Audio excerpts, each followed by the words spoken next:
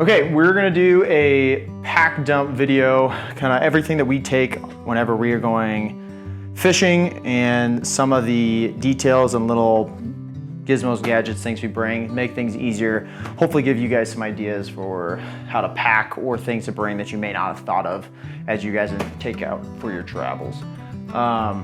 We're gonna be going down to Arkansas to fish the white with a guide that is fishing out of a fly craft named Jake Flood. So we're gonna be there from April 11th to the 19th, and we are gonna be fishing out of a Stealth X with tricked out. It's got everything on there: rod holders, gear rack, third seat, lean bar, the whole shebang. We're gonna have the Smoker Bandit oars, 9-foot oars that you can find in our shop. And one of the other things that we get a lot of questions about, that is probably the biggest accessory that people want to know about, is how to organize their boat. What Jake uses and also what all of we use at Flycraft are Yeti products. So we have a Yeti soft cooler that's going to be down there. We're not taking this with us on the plane. Jake already has these things.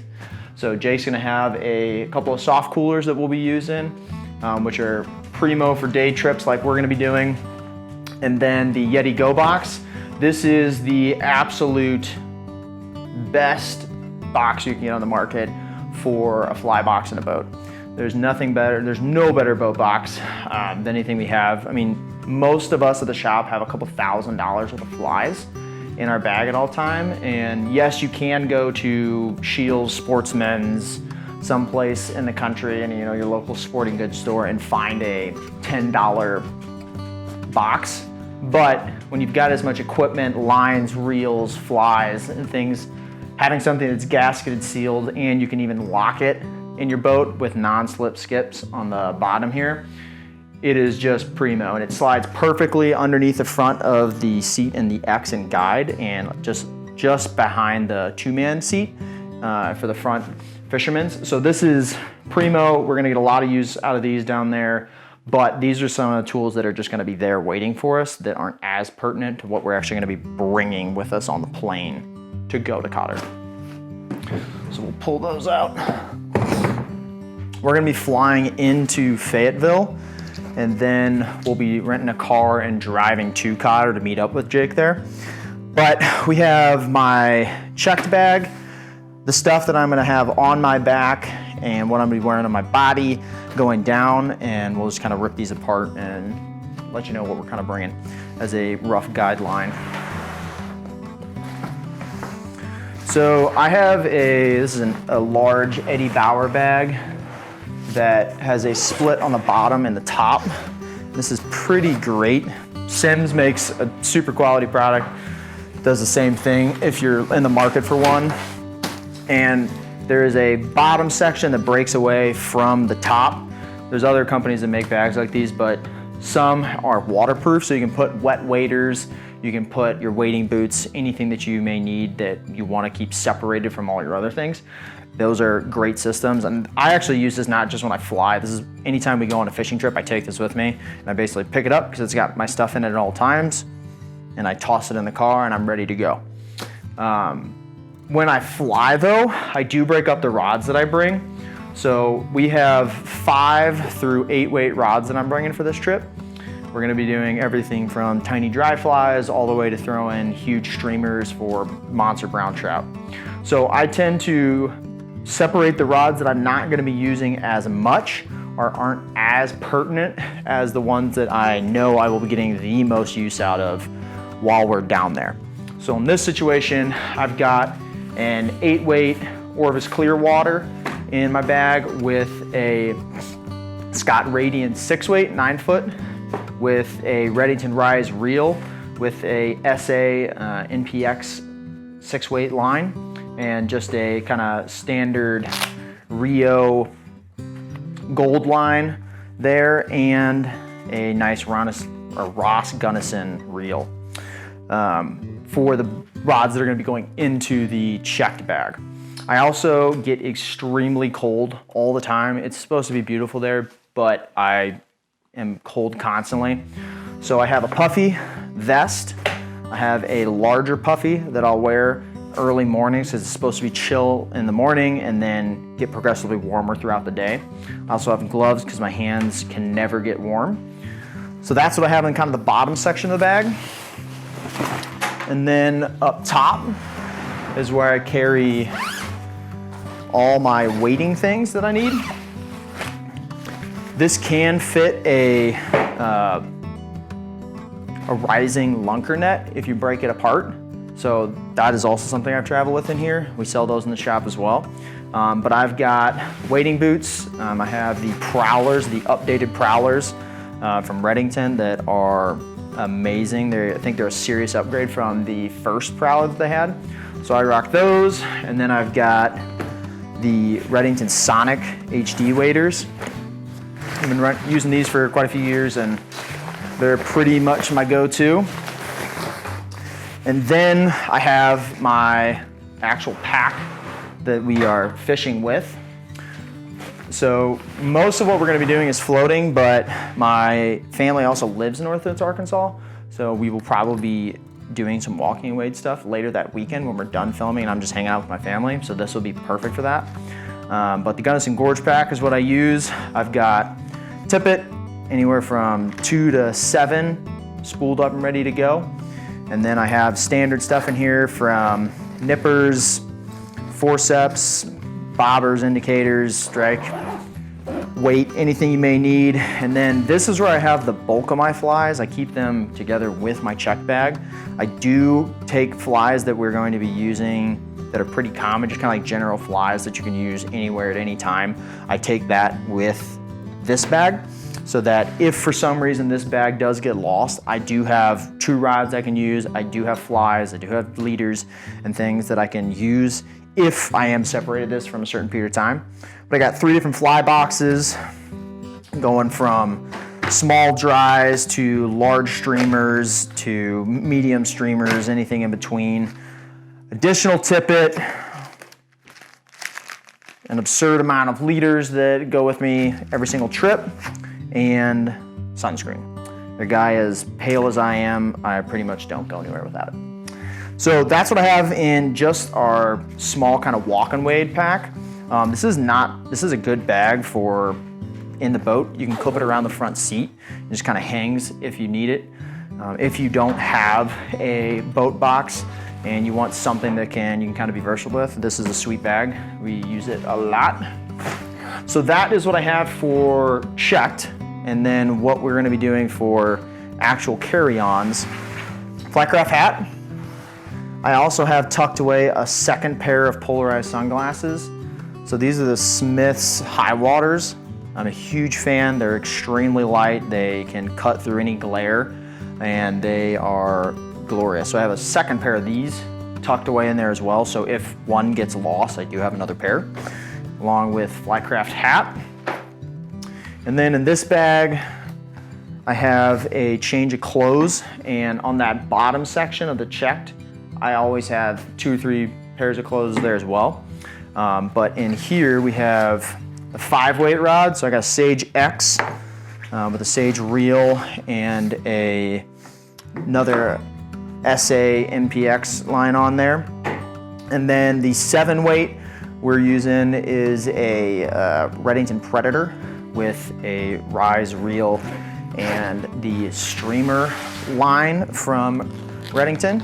But this is just a basic day pack that I use. It's pretty much like my go-to for any type of traveling, but gets a lot of use. So I have those 2 rods and reels waiting for us. I have toiletries with me, so medicine, Advil, allergy, anything you need, I have with me as well. So if this does get lost, there's no problems with it.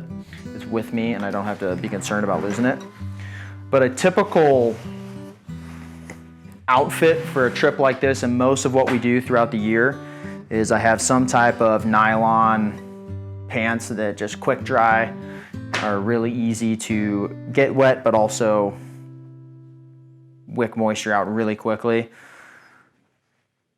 Quick dry shirts, any type of UP or UFV works well, and then a pair of socks. And that's kind of like a standard kit. I have one, I'll be wearing one, have one in the bag, and then we'll have 1 or 2 in my pack, depending on how long we're gonna be gone. But for this trip, I'll probably have 2 to 3 sets of clothing because we have access to wash our clothes if we needed them. Then I also have a lighter weight puffy that this is what I'll probably be using most of the day because it's just a little bit chillier. But again, I get cold all the time, so it's there for us. And then in the morning, it does have fluctuating rain. It's not heavily in the forecast and it hasn't been real serious with rain. So I have 2 rain jackets. I have this Arc'teryx, it's just kind of like my standard everyday rain jacket that I use that is perfect for this. It's not dumping rain constantly. I do have an Orvis wading jacket that I will use whenever it is dumping rain or snow and you're never gonna take it off. That is perfect for that, but it's a little bulky for traveling.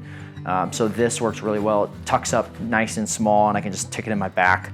But that is a bulk of what we're gonna be bringing and taking on this trip. Going after big browns and Cotter and floating the white. All right, so we wanna go over rods that we bring on these trips, kind of why we're bringing the rods that we're bringing. Probably a lot of the questions that we get to when people ask us once they purchase a boat is, hey, you know, I'm doing a big trip out west or I'm finally going down south for a saltwater trip. Do you have recommendations? So we kind of want to touch on rods we bring to kind of help filter some of those questions and give you guys an idea of what we use when we go out and fish. So we have a 5, 6, 7, and 8 weight that we're going to be using on this trip and kind of going from left to right in terms of use. The 5 weight is going to be a dry fly rod. Most people that are nymphing and just kind of have an all-purpose rod, they buy one rod, it's going to be a 5 weight. This is typically the first rod that people buy. When you're fishing out of a boat, this is just a primo dry fly rod. The 3s and 4s are great when you're walking wading, but in a boat, because a lot of times you need a lot more distance for some of your casts, the 5 weight is kind of like the king in my opinion. And then from there, this guy, there actually are small hoppers coming out right now in Arkansas. So this will be used as kind of like an all-purpose, all-arounder hopper rod, smaller streamer rod, quick nymph rod. And then our 7 weight is going to be primarily the streamer rod, and the 8 weight is going to be our strict nymph rod. So the beauty of having a quiver of rods whenever you go out fishing, particularly if you have a rod holder in the boat, it makes it substantially easier to switch quickly between different hatches or what's going on or how fish are feeding immediately without having to completely re-rig a rod. Because in the time some hatches take, you can completely miss out on the entire hatch or the rise of whatever fish are doing right there because you've spent the entire time rigging your rod.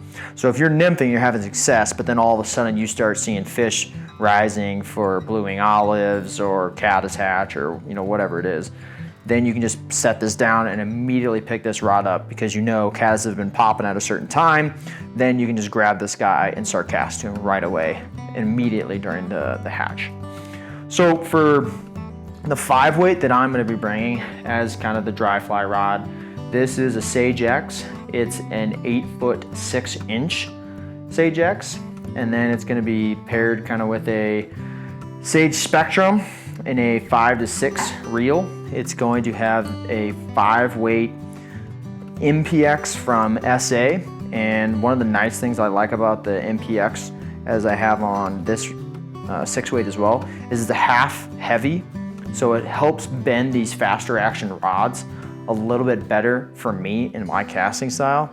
So I think it's a perfect fit for these faster action rods. So I go with the SA and that MPX for our 5 and 6 weights.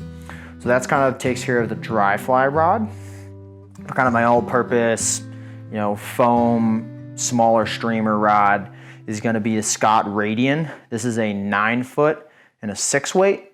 And with it, I have a Redington Rise reel. And that also, again, just like the 5 weight, has the 6 weight NPX. Both of these are floating lines and it is half heavy. So this is probably my favorite rod. If I had to pick one rod to use at a minimum, it's probably this guy. It's just so versatile. Particularly my favorite style is throwing big foam, and out west, this is just the thing that I'm gonna go to first if I have the option.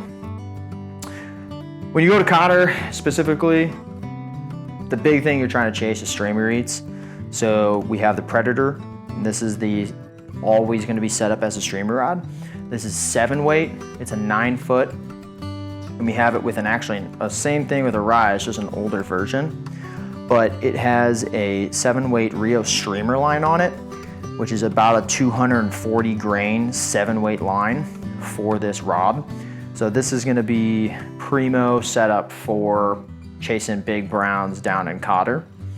And then on the nymphing side, we have an 8 weight crosswater from Redington.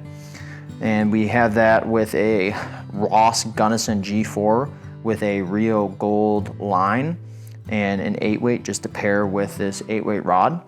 And this is again strictly going to be nymphing. So at any moment, at any time, no matter what's going on, we'll have a nymph rod, streamer rod, kind of a utility rod, so to say, and then a dry fly rod.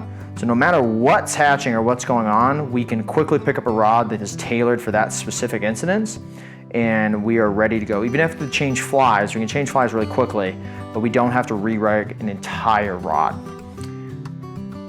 And yeah, if you have any questions, let us know, and we'll answer anything you may have for your next trip.